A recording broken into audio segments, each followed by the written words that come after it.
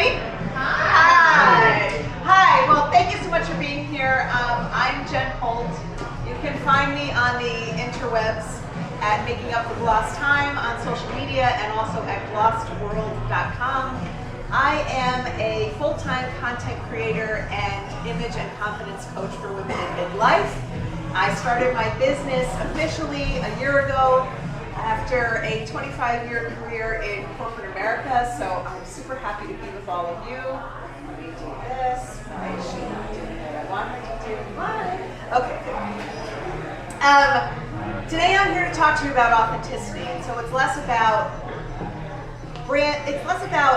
what to create on social media, how to create hashtags and all of those things, and more about how to show up authentically online and how to create a brand that's true to you online. I think there's a lot of strategy around branding and what that looks like, but I want to talk to you more about how you take who you are and bring your unique gifts to what you do online. So to give you a little background on me, I had an over 25-year career in corporate America. I was in sales and marketing and training. I've sold everything from lipstick to fine jewelry to new home construction. I was in the telecom world for a while. I was a high school teacher. I've done all of the things. And after 25 years, I quit my job a year ago at age 52 to start my own business. And all of that developed out of an accidental influencer situation that started during COVID lockdown. So a little bit about how I started as a content creator. It was 2020. We were all in lockdown during COVID, and I was looking for ways to connect with people. I mean, we were all kind of locked down, and I don't know if you all felt it, but I felt like I wanted to just tear my skin off. I was like, I need to go. The only places that were open were Target and Trader Joe's, and I was like, I need to go and talk to people, touch some t-shirts. I need connection. And so I turned to social media like so many people did. And I was part of some Facebook groups. I would talk to them, and there was groups of women that were my age, and we were sharing style and fashion content and beauty content, and it was a nice diversion from all of the things that were going on in the world, and it was a way for me to connect and be creative with other people.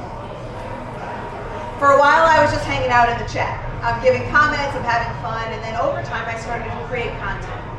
So I would participate in style challenges. We weren't going anywhere, we were just getting dressed in our living rooms, but we were putting on sequins and having fun. And I thought, what else could I contribute to this? And I thought, well, my background was beauty. And so I had spent the last 10 years, up until last year, I was 10 years as an account executive in the beauty industry. So I worked for 2 major beauty brands. The last one was Chanel. And I had about 60 accounts in Virginia that I would call on, and I would teach the teams how to sell, how to service clients, how to network, how to build their business. And during lockdown, as I started to create content for what was just kind of fun Facebook group interaction, I would start to get people asking, like, do you have an Instagram? And I thought, no. I mean, I did, but it was one of those Instagrams where I didn't know what I was doing. I was 49 at the time. I was lucky I was on Facebook. I didn't know what a hashtag was. I'm like, I don't understand this whole Instagram thing. I threw up a couple pictures years ago, and I left that up there, and that was that. But when people started to ask about my Instagram account, I thought maybe I'll create one. What the hell?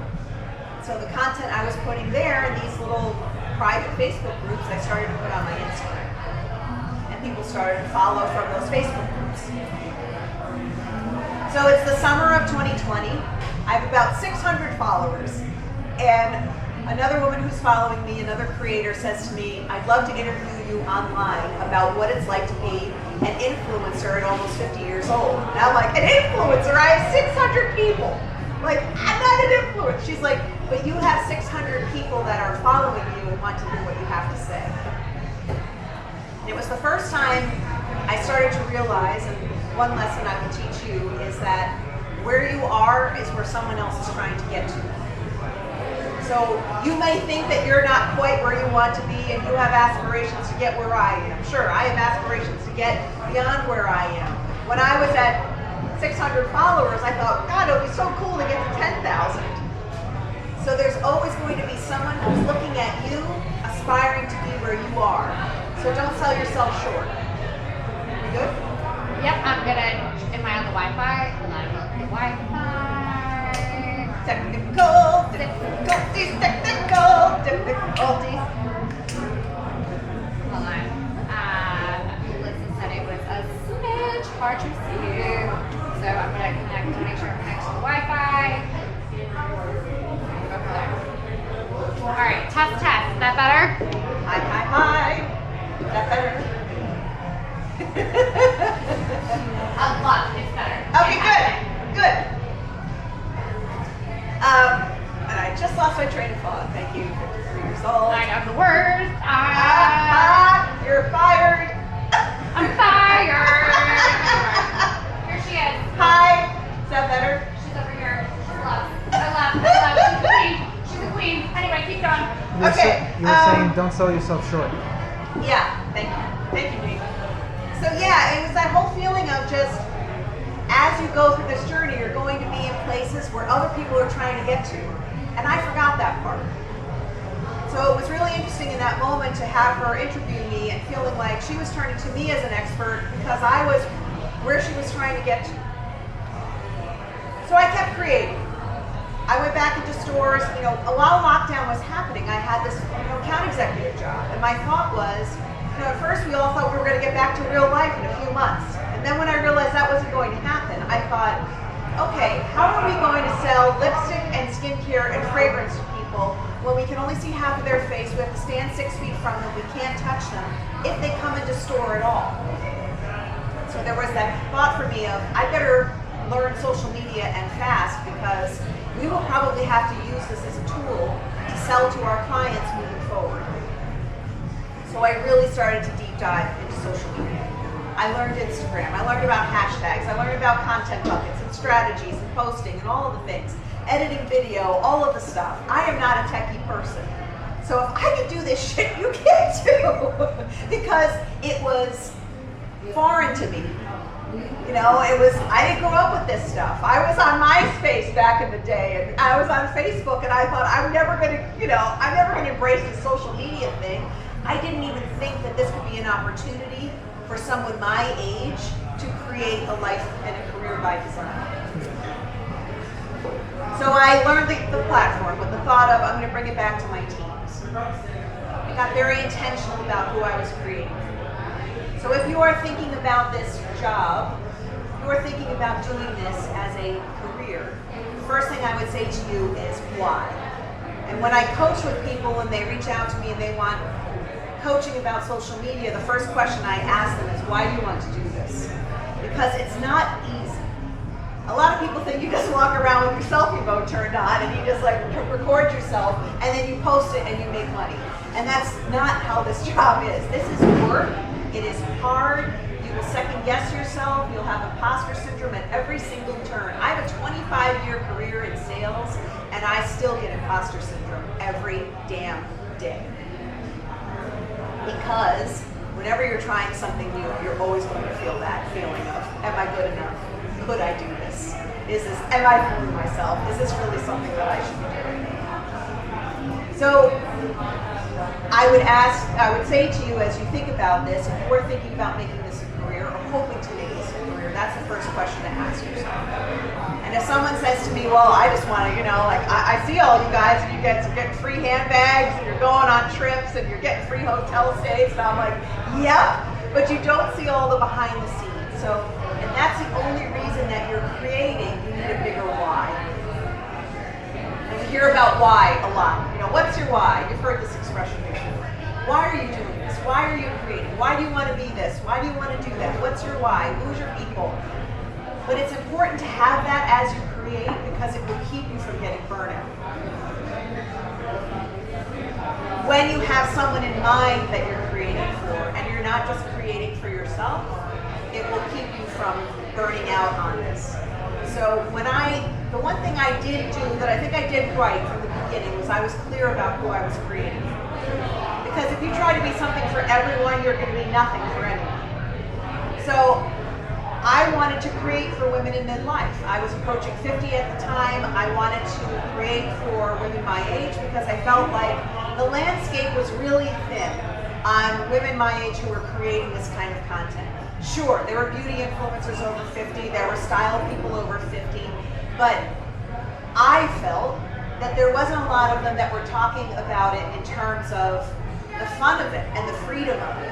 It was a lot of talk about how to look 10 years younger and 10 pounds thinner, but there wasn't a lot of talk about like how to like kick ass and have fun and embrace the idea of you're in this life and now you're in a place where you can give less about what people think about you. You wear what you want, you do what you want to do, and I wanted to approach it from my best friend became an influencer. And so I watched a lot of people who felt like, you know, they gave really great professional kind of QVC content. I'm not that girl. I swear. I'm from New Jersey. I like the F word. Shut up. Shut up!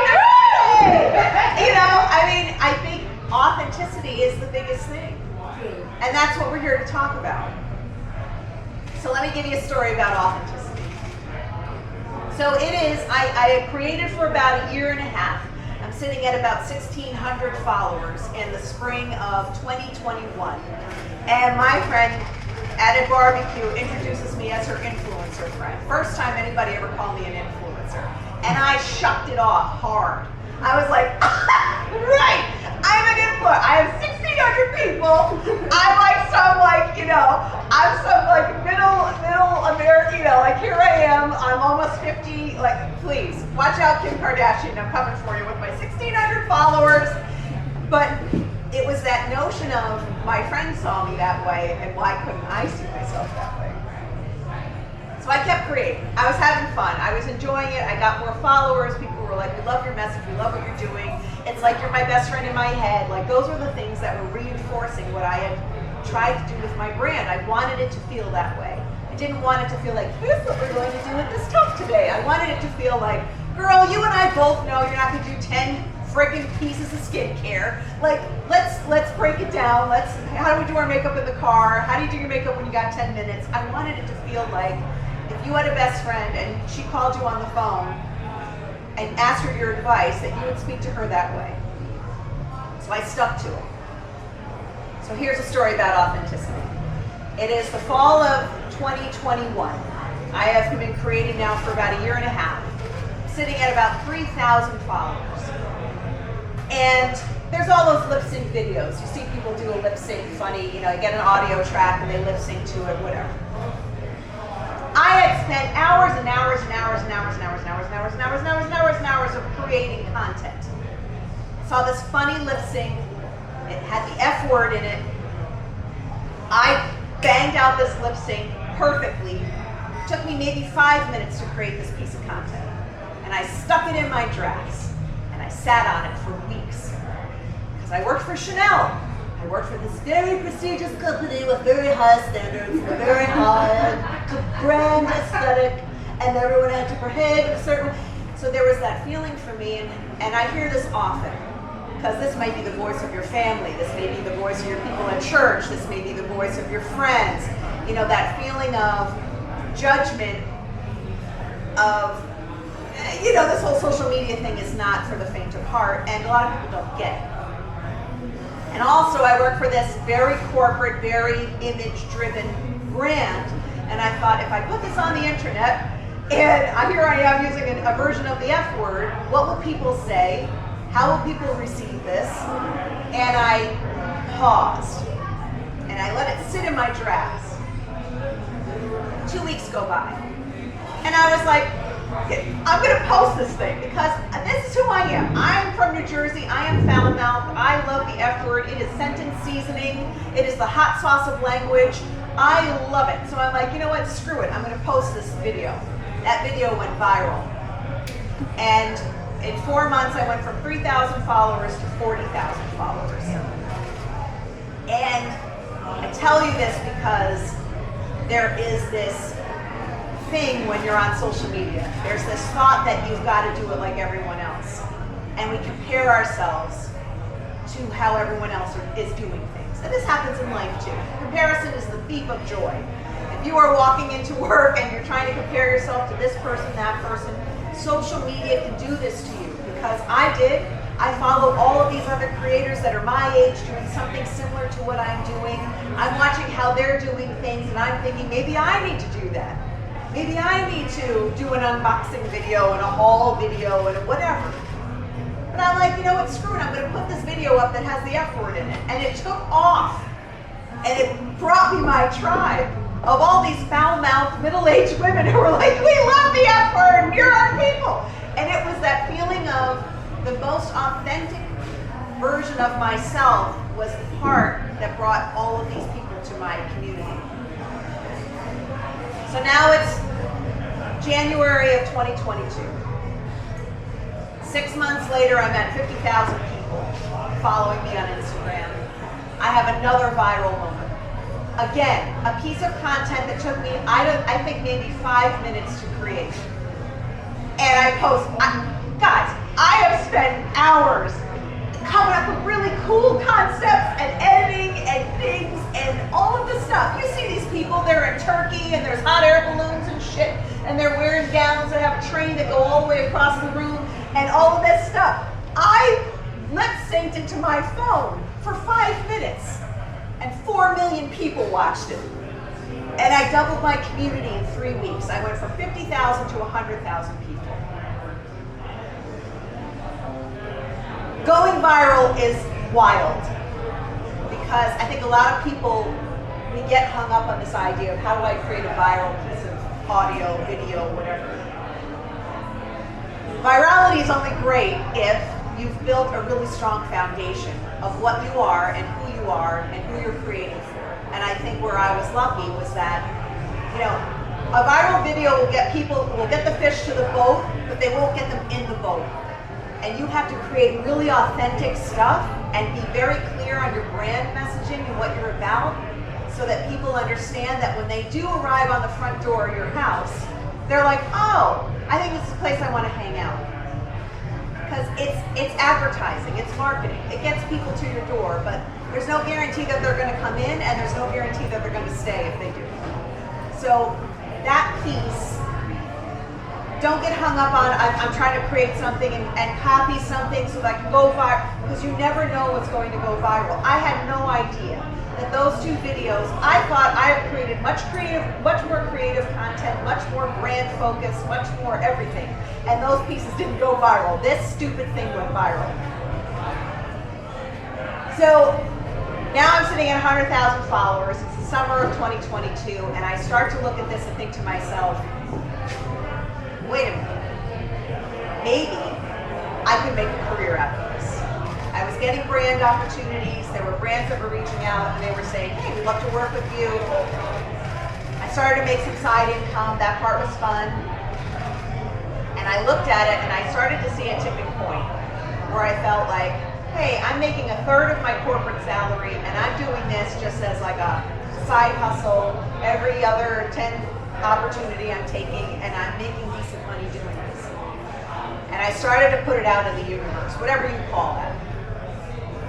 And I started to think, you know what, I'm going to go for this, I'm going to go for this. And I started to put it out in the universe, out in the universe, out in the universe. And in the spring of last year, I walked away from a big corporate job with a big corporate salary and 401k and benefits and a pension and all of the things. And I was like, sure, I'm going to walk away from all of that security and try this. I will tell you, I thought I was going to have more of a safety net personally than I did when I made that decision. That safety net decided to not be part of my life 3 weeks later, and it just all blew up. And I'm so grateful that it played out that way, because I don't know if I would have taken the chance had I known that that safety net was going to. It's not been easy. And I won't lie to you and tell you like, oh, this has been just, you know, I have had a lot of peaks and valleys and highs and lows and feelings of insecurity and all of the things. But what I will tell you is that staying with it has been really fun, and it's been overwhelming, and it's been defeating and exhilarating and a million different things. But I'm so glad that I took the chance, because there had been this part of me, I'm now 53, there would have been this part of me that would have looked back and said, you know what, I should have given that a shot. Like, share, and subscribe for more videos. See you around.